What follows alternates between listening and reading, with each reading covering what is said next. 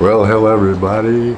This is Bob. I'm still in Chiang Mai. Sometimes I wonder if I'll ever get out. Not that I really want to go anywhere. It's just one of those things you start saying when you're talking and you're working without a script. Now, it's about 85. The weather's real good. The air is very clear. You can see for 8 or 10 miles. Um, we've been getting a few rains, but it hasn't been a wet, rainy season, and we think we're coming out of it now. Some of the hurricanes or typhoons that whip up in the Bay of Bengal and out east of the Philippines can still surprise us and give us a rain. But I think that season has slowed down, and if you don't agree, think about weathermen. They're wrong all the time, and you don't drug test them or anything. So if my guessing about weather is offensive, be that as it may, that's what the wrestling commentators say after a wrestler says, "Wah." So be that as it may. I'll get back to you on that. So as you can see, the sky is nice, and there's a good bit of visibility, maybe up to 8 or 10 miles. It's hard to say because there are mountains to the west of us, and they have a tendency to capture the clouds. So that's my weather report. The humidity's relative and the weather's outside. I hope you can work with that. Now they are talking about some niche type visas, but from my perspective, they think there's this class of rich tourists out there that are just dying to come to Thailand, and I don't know if that's a real thing. There's some measure of evidence that it's not. Now, with regard to the COVID numbers, we've been coming down 1,200 a day from where we were last week at 1,400 or so, 14,000 or so, and we're back down to about 6,200. So the political unrest in Myanmar chased a lot of people with COVID over here, but most of them got caught and put in COVID camps and quarantine things. So only the impact is most well felt down south, Bangkok, Samut Sakut, the different provinces around Bangkok. I probably slaughtered that province name, but Nulik's down there. She says they're starting to loosen up a bit, but it's still iffy. Most of the Thai people think that it's too soon to open up. All of the businesses think it's past time to open up, and the government, being subject to the whims of both groups of people, has sided with the businesses at this point.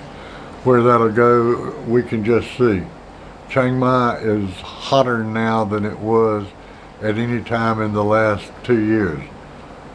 On the other hand, it's still not terrible.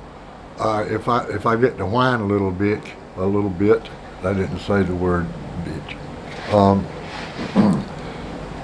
When they give you information like there's some hot spots in Chiang Mai, they don't give you a map that shows where they are.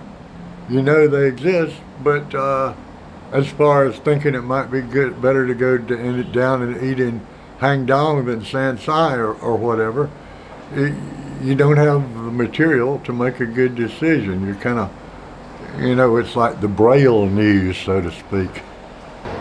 Okay, this is actually the day after I recorded most of this video, but to emphasize what I was telling you about the keeping up with the visas and import and export information, it's a full-time job because it changes so quickly.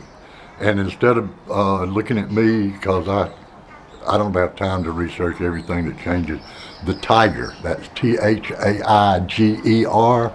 is a real good site. The English is excellent, and they spend as much time as possible on the updates. So check out Nattie and Tim and Jet, and I can't remember everybody's name, but that's a good bunch of people, and like I said, their English is excellent. So please try using them for your COVID updates.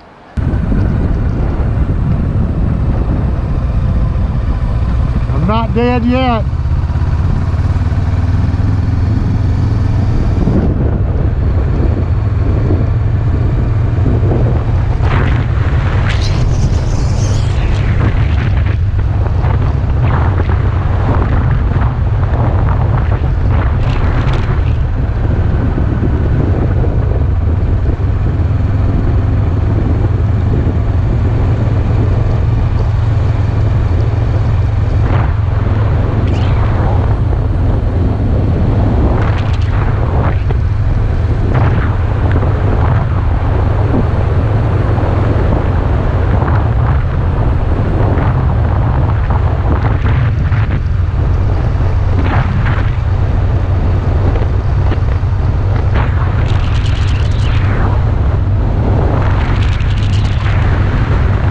It might be premature for me to comment on this because the information is still kind of sketchy, but that stuff in Houston with Travis Scott was a terrible thing from my standpoint.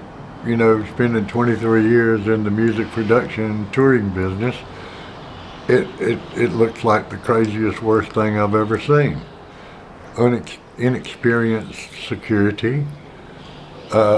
If there were cops there, I didn't see them. There were definitely not one in every 50 people. There wasn't one for that many people.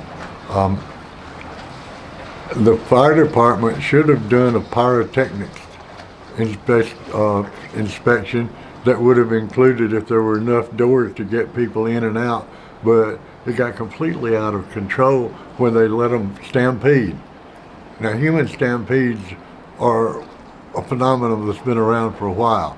There have been stampedes at Mecca during the Hajj celebration for Muslims that killed like 1,700 people, and almost that much have been killed twice in India. Human stampedes are a thing that any legitimate security entity takes very seriously. So the fact that they let themselves get overrun when they open the doors doesn't seem like a sign of competency. There may be things I don't know about this. I'm trying to get in touch with a few of my old buddies who may have more insight into it than I do. And if I find out anything that hasn't been in the news, I'll definitely pass it along.